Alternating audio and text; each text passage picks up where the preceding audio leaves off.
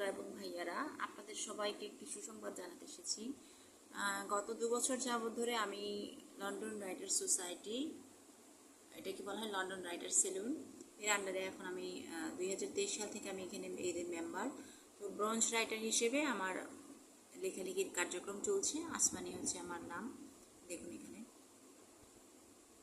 সেই নামে আমার আবার ইউটিউব ভিডিও দেখেন। তো 2023 কার্যক্রম থেকে আজকে এখনও ব্রোঞ্জ রাইটার হিসেবে রয়েছি। ইনশাআল্লাহ এবছর আমি আশা করছি ব্রোঞ্জ রাইটার থেকে এক ধাপ উপরে আমি উঠে আসব। সবাই আমার জন্য দোয়া করবেন। ইন্টারন্যাশনাল কমিউনিটিতে বাংলাদেশের রিপ্রেজেন্টেটিভ হতে পেরেছি সবার দোয়ায়। সামনে অপেক্ষা করছি একটি বড় পুরস্কারের। সবাই আমাকে সাপোর্ট করবেন, দোয়া করবেন, এবং আপনাদের সবার সাপোর্ট এবং দোয়ায় আমার ইউটিউব চ্যানেল এবং আমার আন্তর্জাতিক পরিমণ্ডলে কাজ করার এই যাত্রা অবশ্যই আমি বিশ্বাস করি অনেক ভালো হবে। ধন্যবাদ সবাইকে, ভালো থাকবেন। Right from that point. Not that this is necessarily what you should do, Layla. I'm just curious as an example. Yeah, no, I'm curious too. Good question.